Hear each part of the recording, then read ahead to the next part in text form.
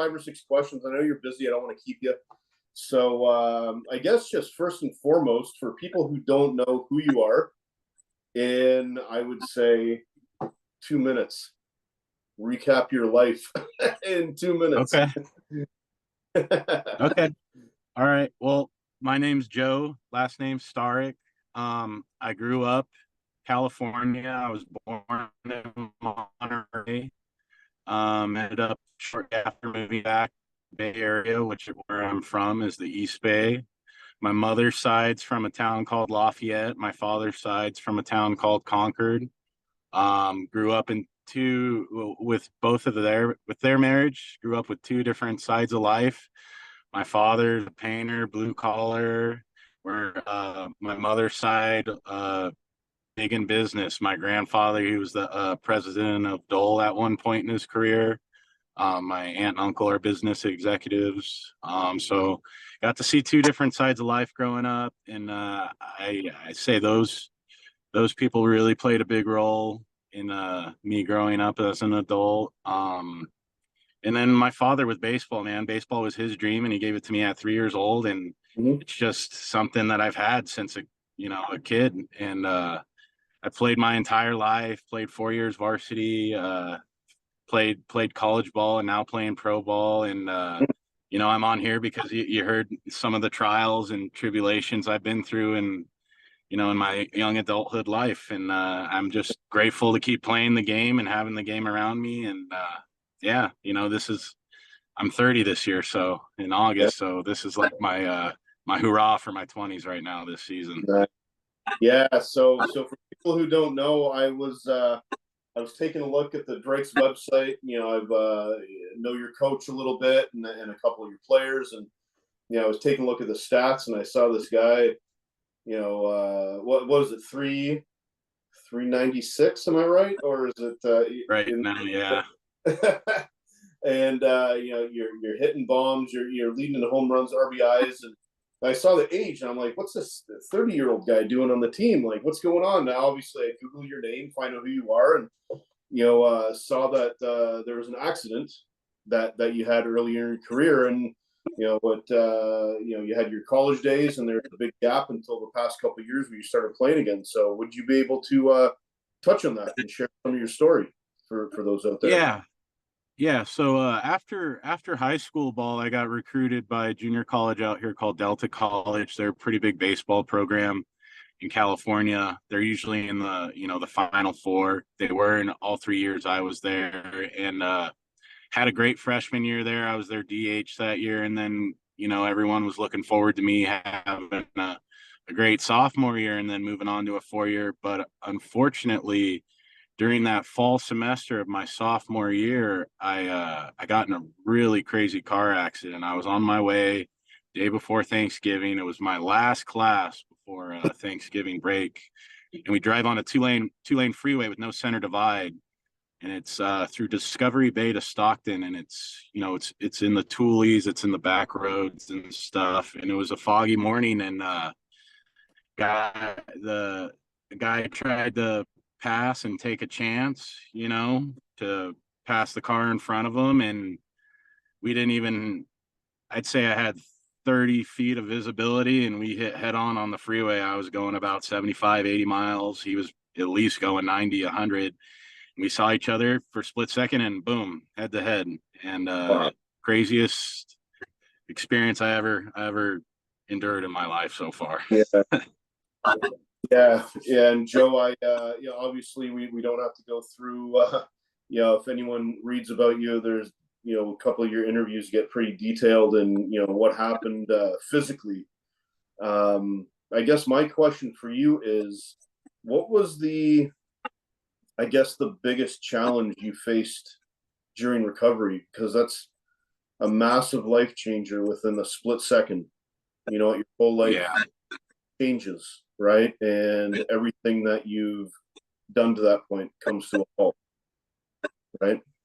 Yeah. Yeah.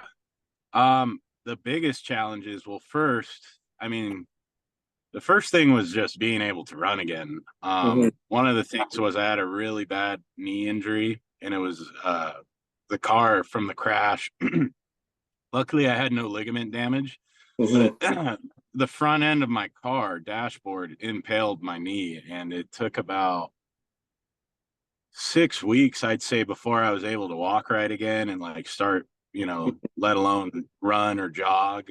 Um, and I'd say it probably took about 3 months before I was able to actually jog again. But and then the arm. So when I got in that accident, and I'm left arm dominant, I throw with my left hand. I am left-handed. I hit left-handed. I was holding the steering wheel, one arm, Yep. and Yep. yeah, when I got hit, it snapped right in half, right above the elbow, and they had to do yeah, they had to cut in my left arm 4 times in the next 2 years after that accident to try and get it to heal right. Because of just such the high energy of the Yep. impact, it didn't just snap; it kind of like obliterated the bone or above the elbow.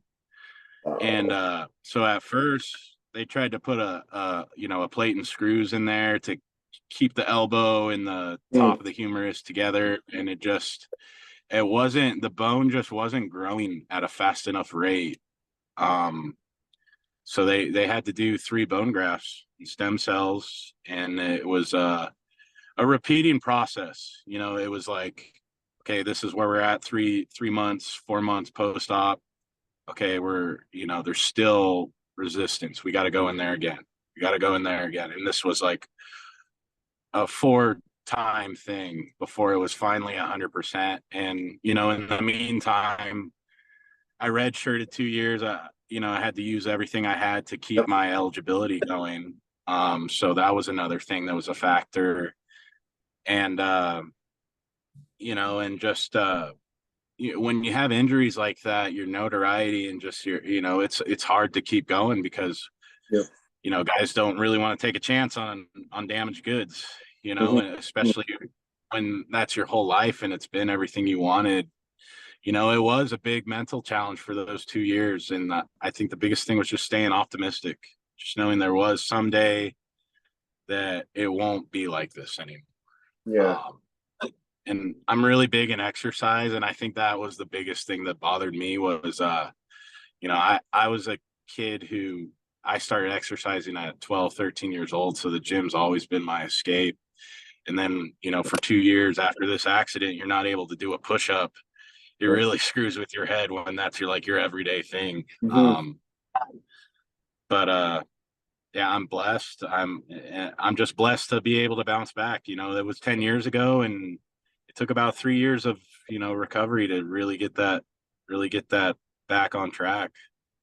Yeah, you touched on out there. You have the mental health piece that plays into the recovery, right?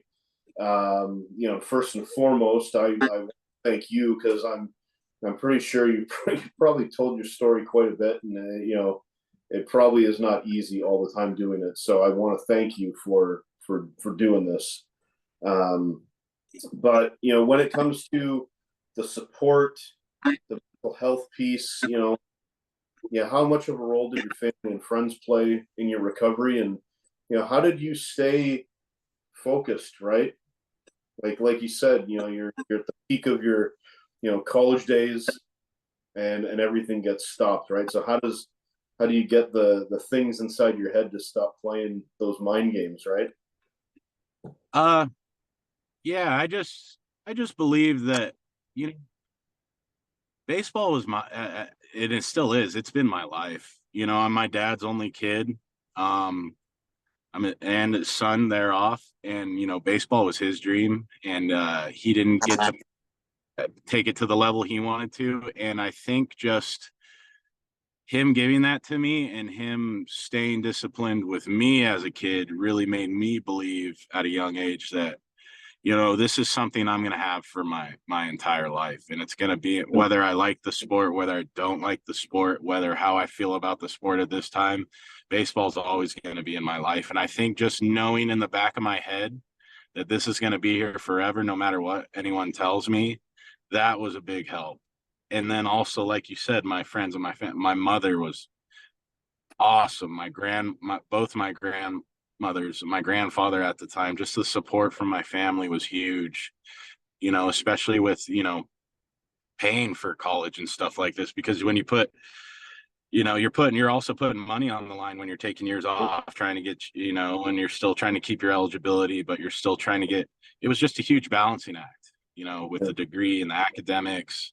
Mm-hmm. And my closest friends that I've known since my childhood, they were the first ones there in the hospital, and they were there for me, and just everyone, you know, that my friends, family that knew me from a young age, they they believed in me, and that helped me believe in me big time, big time. Right. Right. And you know, on top of it, it really, it was a blessing in disguise, because it started opening my faith. It Mm-hmm. started the sprouting of my faith with I'm a follower of Jesus Christ, and I really believe, you know, that near death experience opened my heart to him, and just receiving that, and just started something special in my life after that. Yeah, that's a powerful message right there. And I think I've talked to a lot of people over the years, and each person has their own story, right? Each person's story affects me differently. And you know what? I have two young kids, so I'm worrying all the time about everything, and hearing how you're able to bounce back is phenomenal, right? And I think that will give other people motivation, right? And whatever they're doing, whether it's sports, business, personal, again, if you can get through this, anybody can get through anything. Which I guess leads me to the next question of, how has your perspective on life in baseball changed? Because there obviously a lot of change happened, and now you're living the dream, right? You're playing pro ball, Yeah, you get paid a couple bucks to yeah, play, you're meeting great people, and and who knows, someone may see you, right? And that can just yeah. open the door to other things too. So what's your perspective like now on things? Man, it honestly, I'm way more grateful for everything now, especially in baseball. I mean, not just the successful games, the big, Mm-hmm. you know, but also just the tough days. Yeah. I'm just grateful for the whole experience, because I look back and it's like, man, I could easily never get to experience these things again, never get to experience the competition on the field and stuff. And just yeah, I'm just, man, every time I get to play on a field and with a group, you know, and I get to spend a season with a group of guys that are devoted to just winning a, you know, going for a championship. It's awesome, man. Just the camaraderie, Yep. all that stuff. And just year after year, you know, some old faces, some new face, just whatever life brings together. It's just beautiful, man. And you know, that's why, like, where I'm at, like, I just love to do it. I really truly love to do it. Getting better at it, the mental, just like this year has been the coolest year ever, because the things that, you know, your dad, your coaches, your college coaches used to harp on when you're a little kid about, or a young adult, about making adjustments on, or this or that, like, and you know, when you're younger, it's like, oh, okay, in one year out. Now it's just see it work, and you see yourself make the adjustments, and it's cool. It's just cool to see it, everything you've been told Yep. start to work, and just, Awesome. yeah. Oh, that's cool, man. That's cool. And are there I guess what's the future hold for you? What's your plans after baseball? Do you plan to share your story? What's next for you, Joe? Yeah, I do want to open up about my story a little more as I get older, my personal life too. I think that's huge on me, but I also think it would be a huge help on others. But as for now, I want to keep playing ball, and I want to keep getting better at it. I'll go into a little brief depth of you know, my pro ball journey too, because it's you know, it was 2 years after college ball. And you know, I so after my accident, and then was able to play. I was lucky enough, man, to bat nearly 400 2 years in a row after, and that was a really cool thing. And I thought I closed the door on baseball in general, because I didn't get drafted after or anything. Mhm. And I thought I proved everything to myself, overcoming that accident. And then a couple years went by, COVID happened. Next thing you know, I'm a temporary AC installer for people's broken ACs. I go around businesses installing that. Had a great time doing it, but I was working so much that it wasn't me, and I wasn't happy. And yeah, I just felt like I was going a hamster on a wheel, at that time of my life.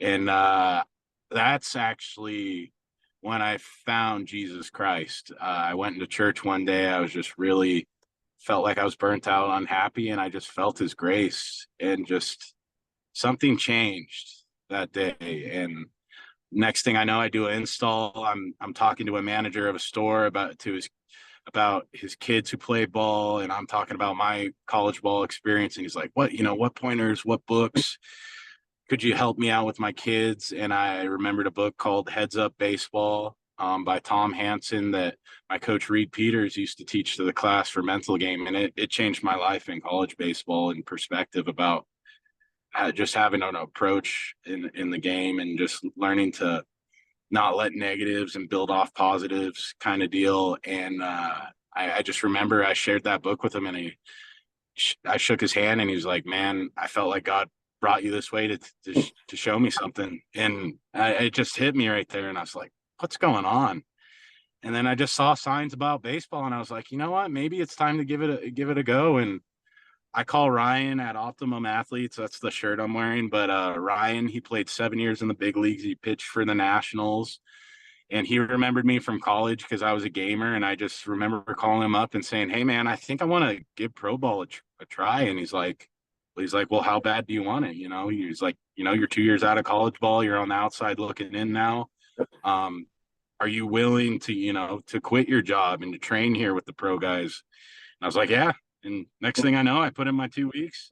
I trained with this guy for 8 months, and I'm playing independent ball in Oregon in the Maverick League, 2 years out of college ball. Yeah. And now I'm in my second years in the Pecos League. And I've been training with this guy for the last 3 years, and he's been like a big brother figure to me, man. And just like he's included me in his family, and just like that's the culture in there, Yeah. man. Just all the pro guys are there in the morning getting after it, and we give back to the college and high school kids. And that and just building my faith with prayer and developing my relationship with Christ and sharing that in the facility with those guys. This has been like the coolest 3 years of my life, man. And that's why it's like, I don't want it to ever end. I want to do this for 10 years, 15 years, Yeah. Yeah. It's just so cool. Yeah. That's, But yeah, like you can just tell like your passion, for doing good, believing in the right things, working hard, all the cliche things that people talk about is true when you speak to yeah, someone who believes it, right? You see all those people, they say what people want to hear, but they're full of it, right? But I've we've never met. I've talked to you for maybe 10 minutes, and you can tell it's genuine coming from you. And I've heard great things about you from Bill, obviously. And I'm privileged and honored to speak with you, Joe. Thank you so much for your time, my friend. Fantastic. Thank you, Devin. I really appreciate it, man. Yeah. It just stuff like this is cool. It's just cool to be a part of, cool to be involved in it. Absolutely. I have one more question. What are you most proud of? What are you most proud of? What am I most proud of?